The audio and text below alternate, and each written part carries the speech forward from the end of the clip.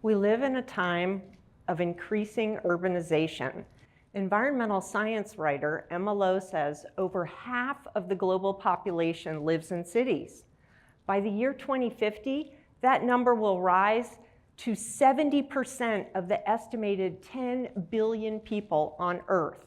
Many of us, from youth to senior citizens, are beset by anxiety, depression, loneliness.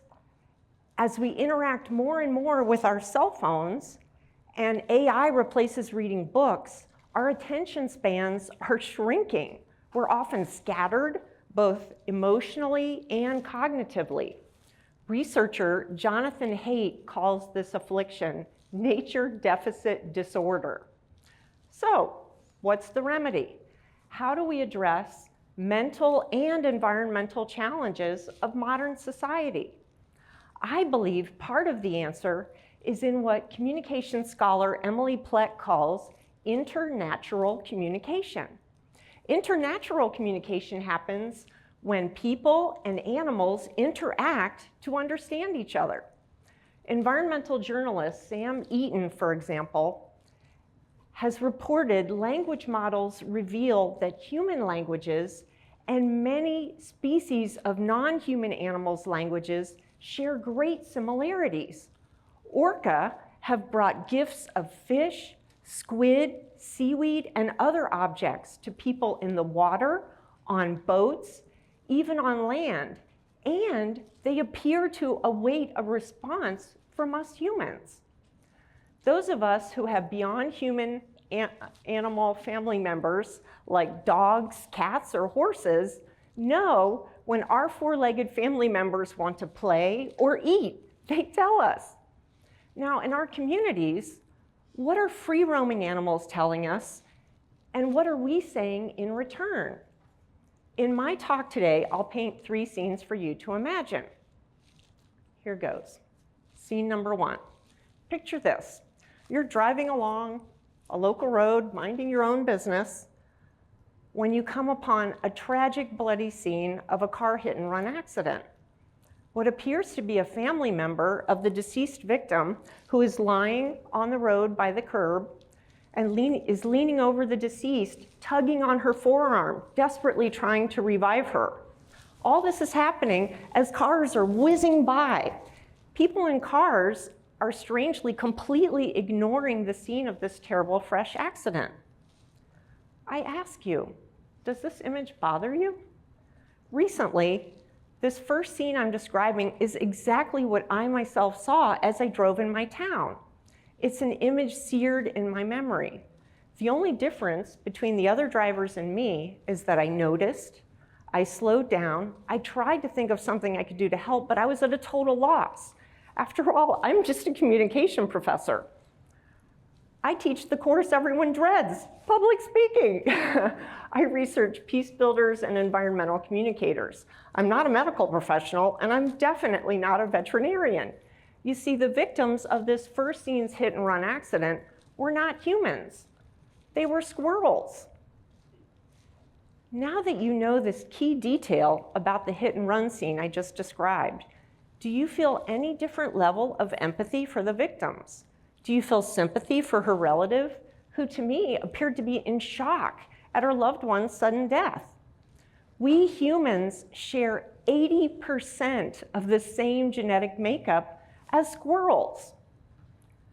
Okay, while you ponder that for a minute, next I'll describe a second scene for you to picture. Scene number 2. This time I was on foot as I was leaving work one day. While at the pedestrian crossing by my campus building, I waited for the light to change so I could cross the fairly busy street at commute times like this. Suddenly, I saw a squirrel try to make a run for it across the street, but I saw she was kind of bumped, grazed by a car going by, but was alive. She was still, but with only her tail moving. So, being the nutty professor and animals lover that I am, I ran over to the squirrel and checked on the little fella. Suddenly, the squirrel got up and ran underneath the car. I frantically motioned to the driver, "Hold it, don't move." Fortunately, at that moment, someone I didn't know who was dressed in a cardigan like a college campus coworker would be, sprang into action to help me. I asked her to help me pick up the squirrel and carry him to the tree line by the parking lot that we were both crossing the street to get to. While traffic was at bay, this person very kindly took her cardigan like a superhero cape of we academic nerds, and using the sweater as a little stretcher, gently picked up the little squirrel. We walked together to the tree line, where she gently stepped down the clearly dazed but seemingly all right squirrel. The squirrel stood there for a moment, looking up at us, and then scampered off into the trees. In this second scenario, I ask you to think about this. Are you like either of these people who'd stop to help a very alive but vulnerable squirrel in the middle of a busy trafficy street? After all, what's in it for us? What do we humans have to gain by behaving as if free-roaming animals matter to us? Well, science offers some startling answers.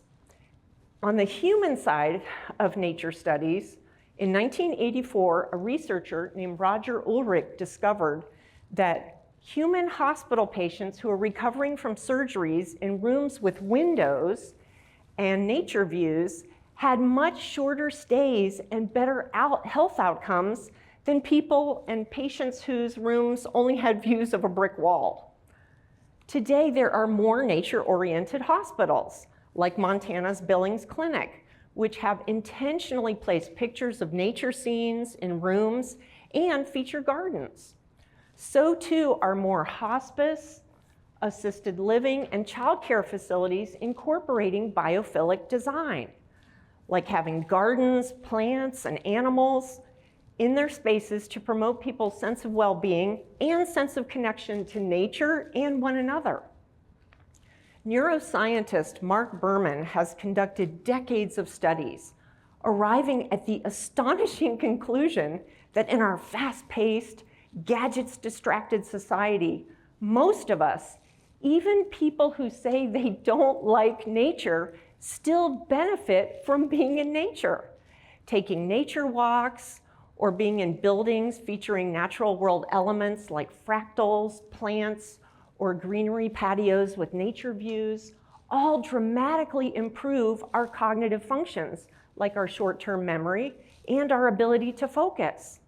Simply living on a street that has lots of trees correlates to better mental and physical health as compared to people who live on streets with few to no trees. Nature is like a balm.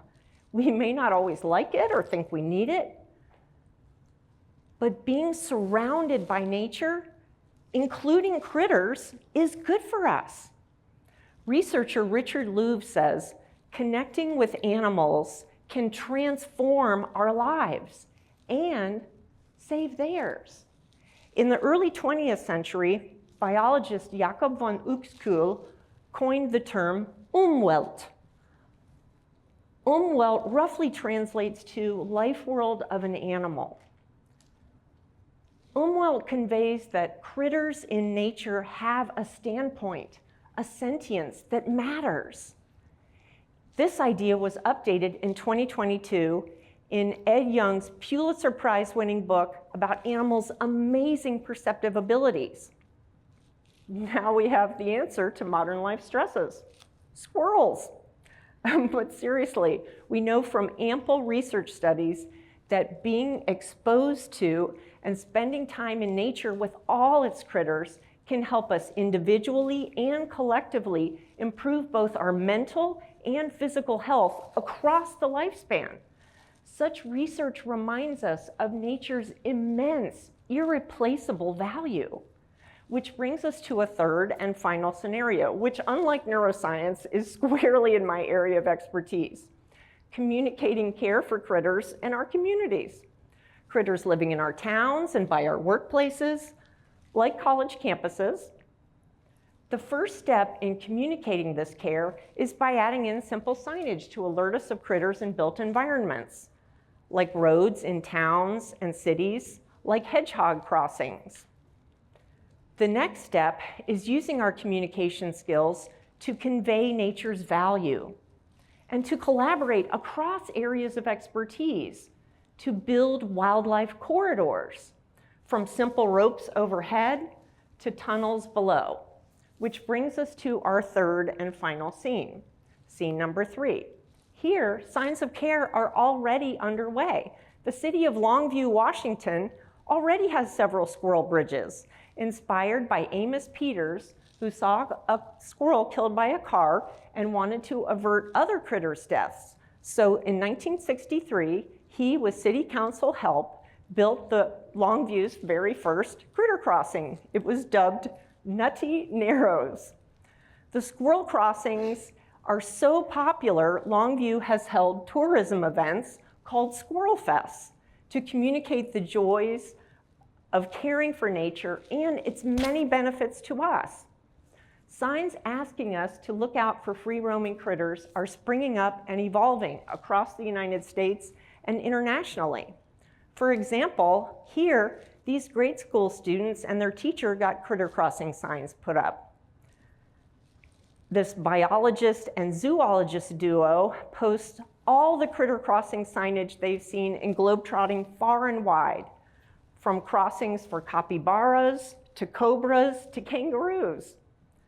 Many people are collaborating to show and share that care for nature is care for ourselves. Children, and some superhero cardigan, not cape-wearing grown-ups know too that we have much more to gain by caring. A recent research study led by Jose Benito Rosales Chavez and team found that everyday human-wildlife interactions in urban areas create positive health outcomes, especially in mental and spiritual realms. Cornell University, known for its ornithology lab, and William and Mary, and many other campuses and towns worldwide already have community campus critter crossings.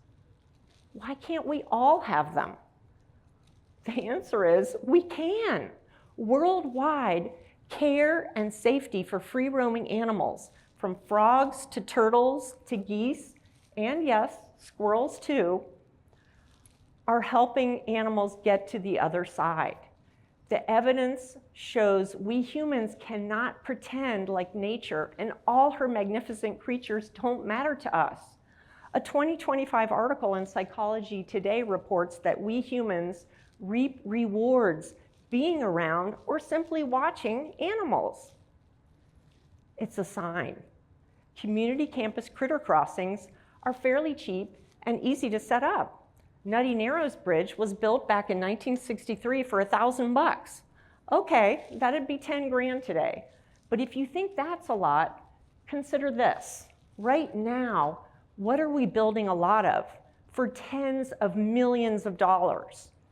Many cities and towns are using formerly open lands and wildlife habitats to build ever more huge data centers to house and feed not people, nor animals, but machines. We know nature helps improve, even save lives of people suffering from contemporary society's epidemic of anxiety, depression, and loneliness, with distracted, short attention spans and other health woes. Installing community campus critter crossings creates life-giving corridors that help promote our connection with nature and with one another. These spaces help grow awareness of precious life for humans and non-human animals alike. Critter crossings promote care for all while helping save free-roaming animals' lives too. We all have so much to gain, improving our brains, bodies, and communities. And by community, that means people of all ages, from kids to senior citizens, and our fellow sentient beings, critters. So start today. Put on that superhero cardigan. Make signs at home, in neighborhoods, on campuses, and in our communities. We can share biophilic benefits with city councils and planners, architects, traffic safety folks, and anyone else who uses roads. Let's make C number 3 happen everywhere. We'll all be the better for it. As great American naturalist Rachel Carson wrote, "So nature does indeed need protection from us, but we too need protection from our own actions, for we are a part of the living world." Thank you.